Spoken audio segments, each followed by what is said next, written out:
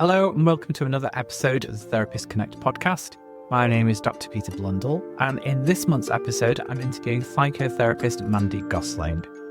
Mandy is an integrative psychotherapist, drawing on several modalities, including psychodynamic, humanistic, existential, and transpersonal.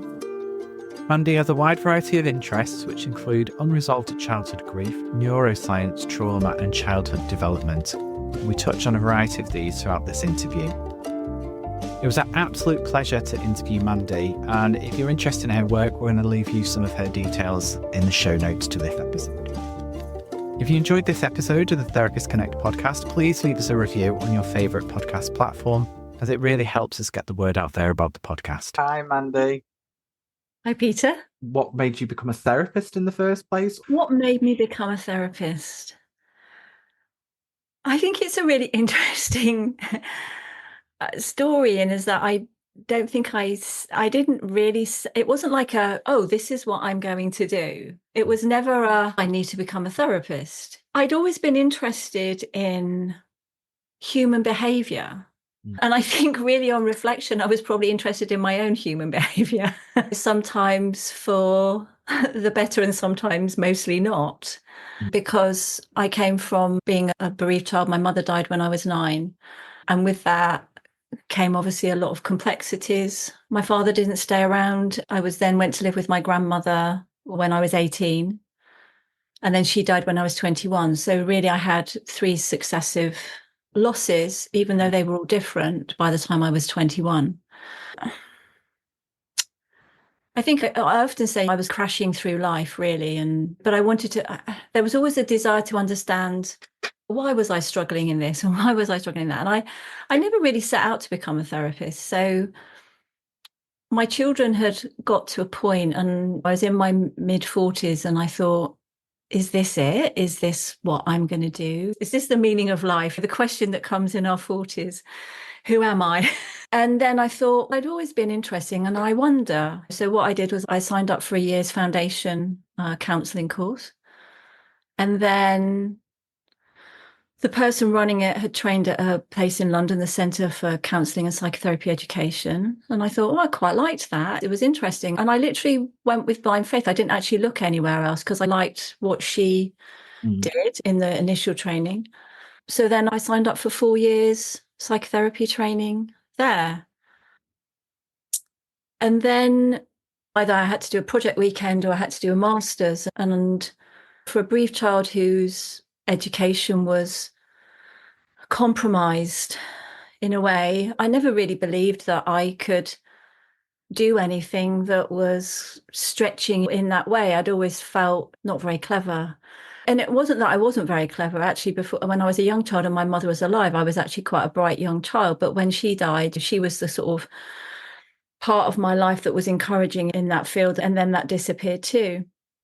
So I think my confidence in that space disappeared at that time as well, thinking, I don't know what to do. And when you're not supported as a child to be more, it carries through into your adult life. I had a really good friend who encouraged me, and he said, you can do the masters. And I questioned myself, and he went, I'm doing it, so you can do it. So that's literally how it came about. And then I was really well supported by the team of people who were running the masters and my own therapist.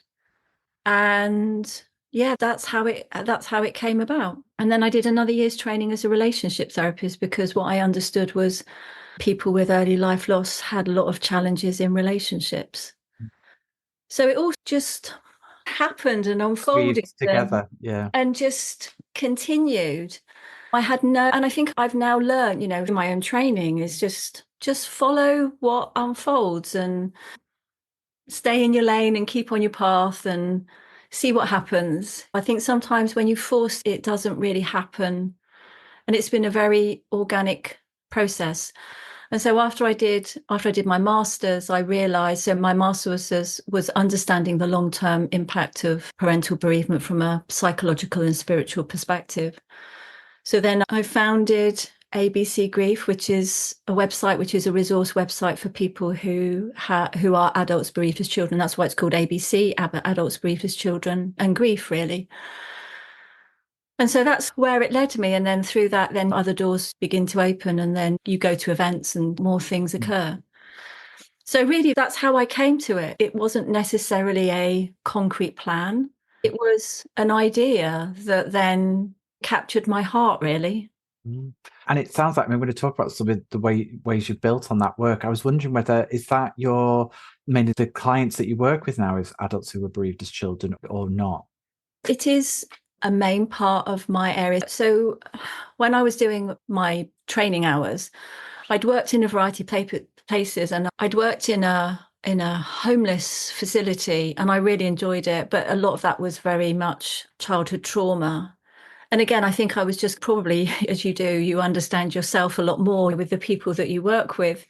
And I did begin to see people who were bereaved in early life in that facility.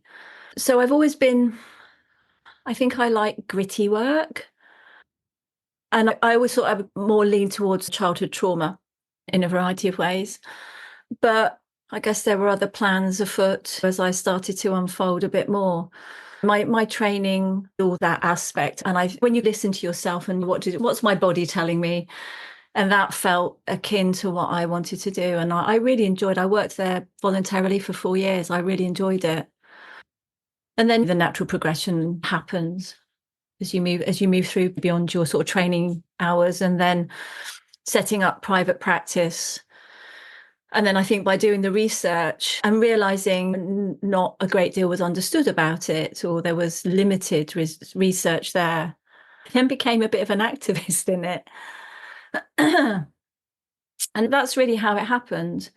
And I thought people need to understand that this really is a thing, that childhood grief doesn't just disappear, that there are many of us many decades later who have really quite prolonged and distressing symptoms, because of course there are support services now for children. There's still a way to go because obviously they're limited in their capability.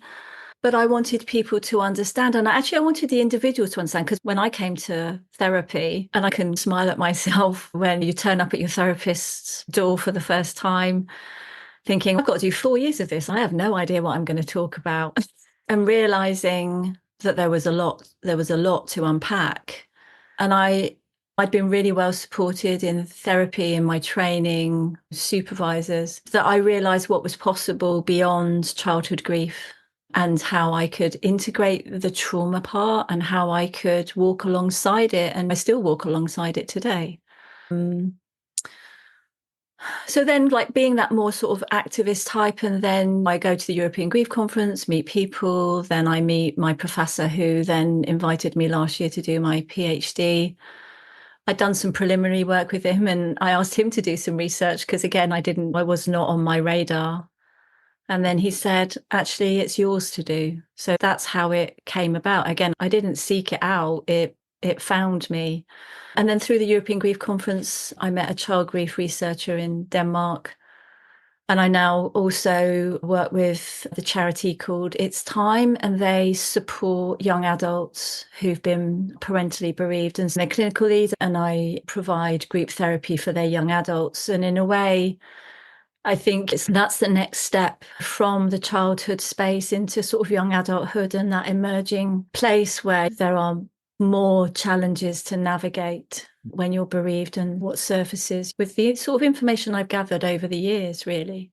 And we've just finished our 3rd group. Our 4th group, the beginning of next year, is full already, and it's a great charity for that age group. And I help them understand where they are. They obviously express where they are, but also I do what I call preventative grief measures, so that they know that it isn't just going to disappear, that it will be part of their life and their existence, but they also can have a life and have it walk along the side of them. And then some of the things to maybe expect. So it's psychoeducation and supportive and processing, all in the 10 weeks that we spend together. I feel like you've done a lot in your career, haven't you, so far, in terms of, and also it feels very like you've been intuitively drawn to different spaces. Yeah. And then something's kind of come from that.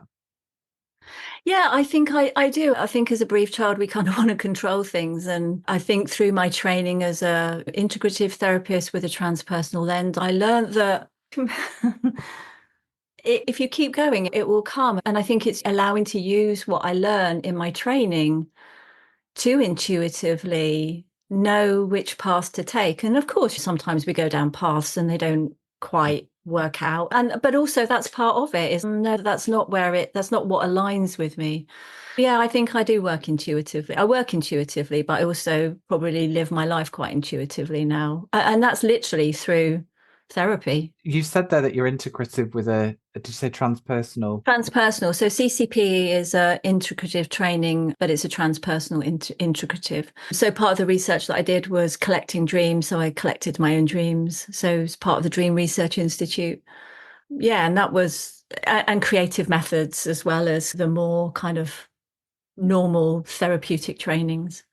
And so that's what you were trained in, and does that still inform your approach now? Yeah, I think it depends on the person that you sit with. It's been useful as a toolkit to draw upon all the different methodologies.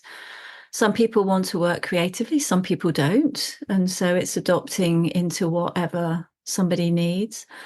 And from that, also developing kind of the ABC grief part and working with adults bereaved as children and looking at through CPD where I could expand on certain areas that I would need to develop that side a little bit more.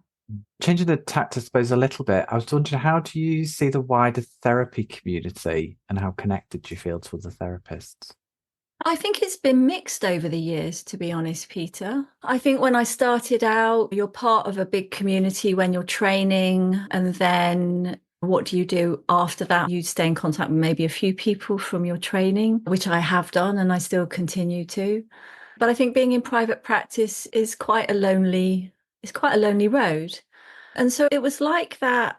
It was like that for a while, but my speciality has given me so much more. And it's not maybe I'm part of a team in a therapist hub or somewhere, but I get to speak with therapists in different capacities, maybe in charities, maybe other people who are similar to me. And it's really developed that sort of what I've created my own community in a way with my speciality. And I think that's been very helpful. And I think it can be helpful for therapists. I mean, I think many of us might have a leaning towards a particular area of work that we like and resonates with us.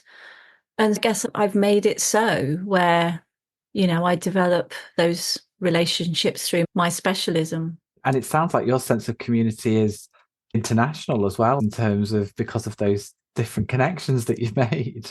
Yeah, it is. I mean, it was at the European Grief Conference as they last 2 weeks ago. And that although it's called the European Grief Conference, it's actually an international conference. There were 400 people from 34 countries. And it's so heartwarming, particularly working in the grief arena. I mean, it's sometimes not considered the most joyous space, but it is really, because you are supporting people probably in some of the most darkest moments of their life.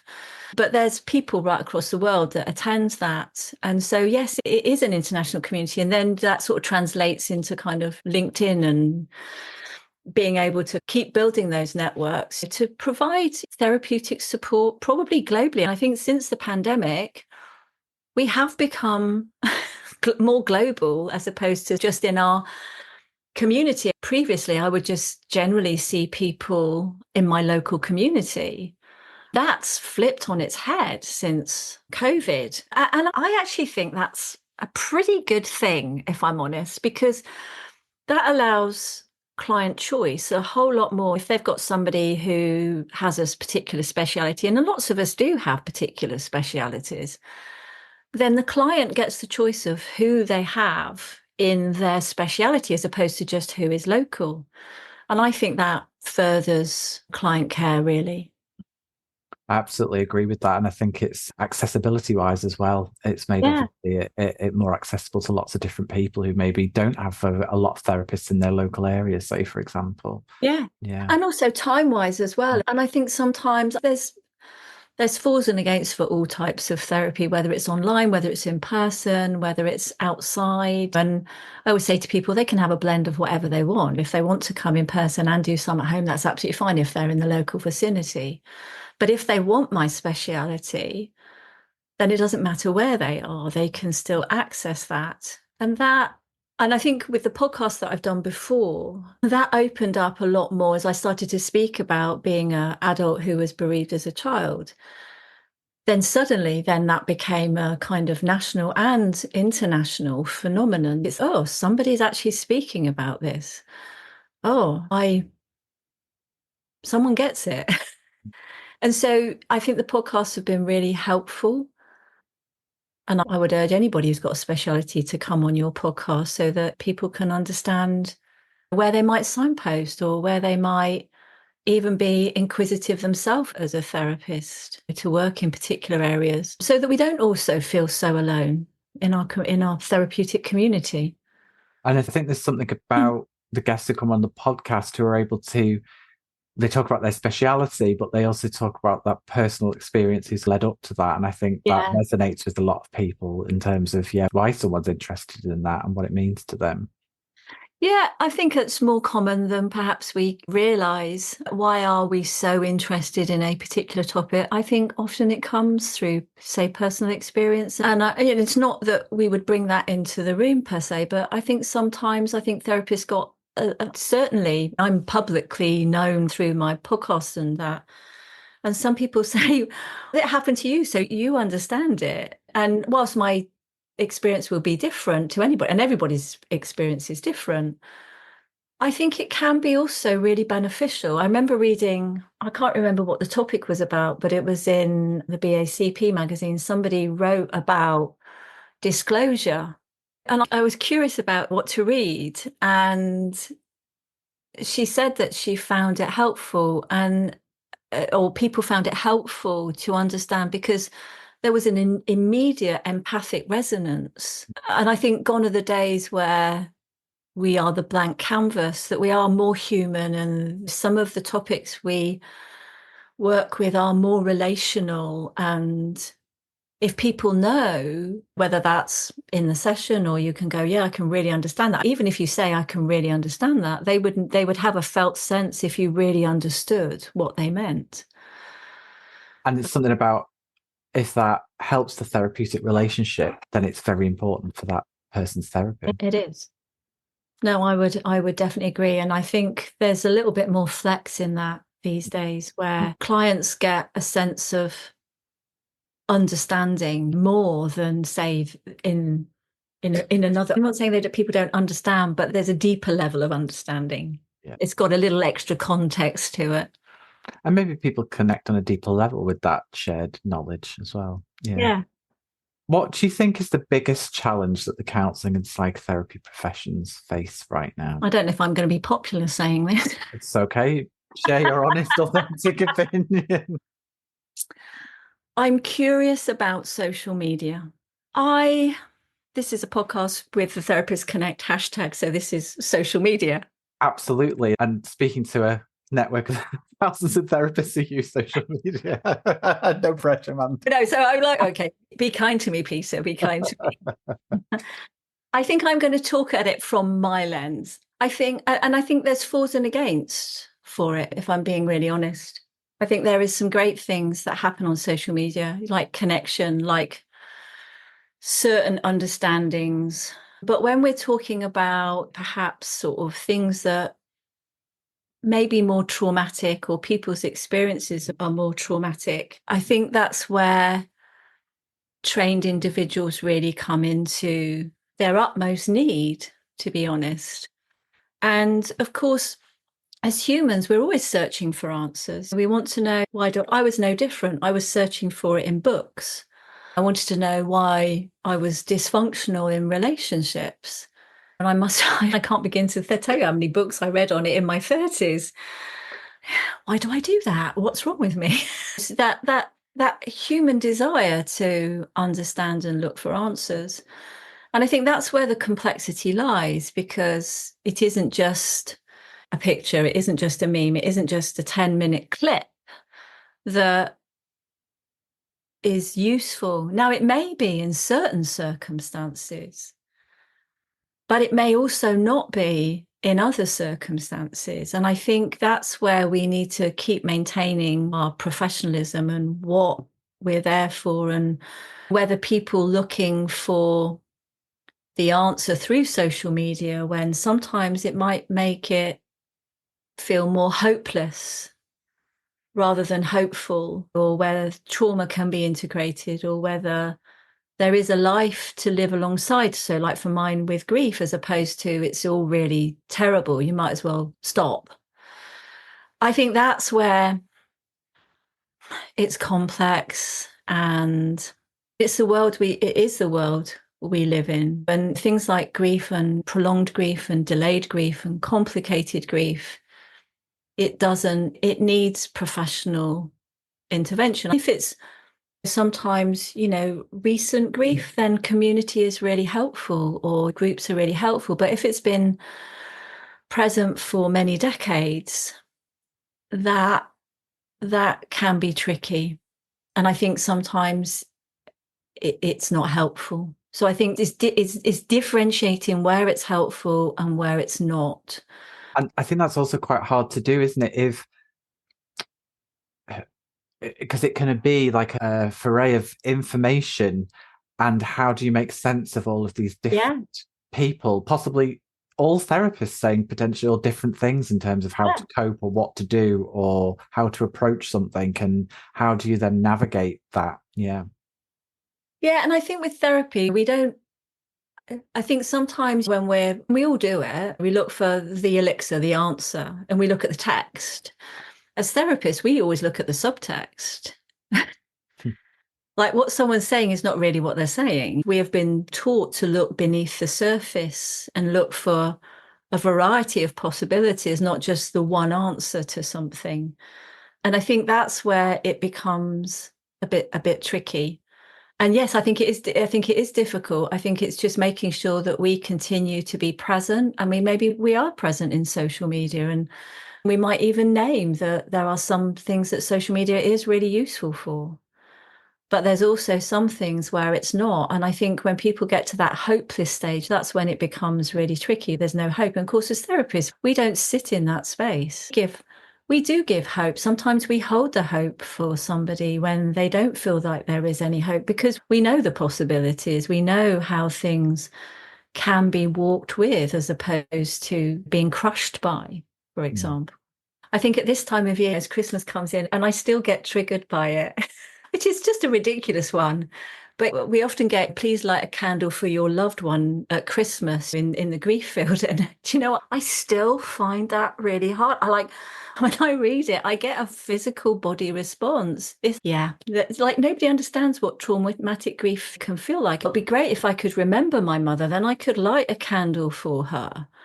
But that's not the answer. And of course, then that elicits there's something wrong with me, or there's shame around it, so that's what I mean when it could be more difficult if we don't understand, like what our target audience is.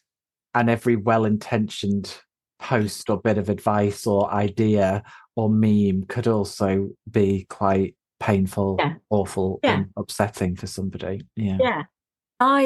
I advocate hope beyond probably the most traumatic loss somebody can experience, because we deserve to have a life and we deserve to live, but we will also be managing our grief symptoms for the rest of our life in whatever way they arise. And sometimes they arise in tricky ways. Thanks, Mandy. It's been a wonderful discussion. So I'm just wondering what's next for you. What are your future plans? The PhD is going to take a lot of work, and I'm designing it so that I'm not taking the easy route, of course, that it hopefully gains maximum impact. So that's going to take a lot of work. I'm still going to do my clinical work because it's what I love most, watching people stretch and grow and transform and be able to live more peaceful lives. Yeah, it's probably going to not look too dissimilar. I think I will still just stay in that intuitive space and see what opens up.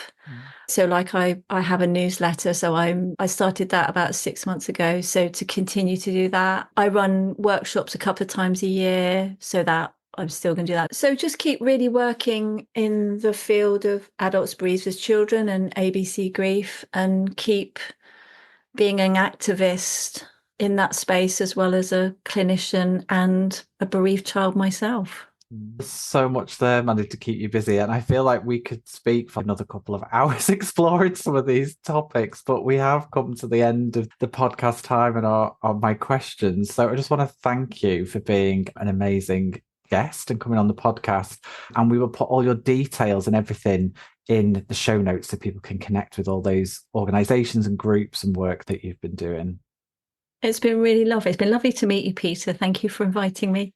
You too, you're very welcome. And yeah, thanks for being such a great guest.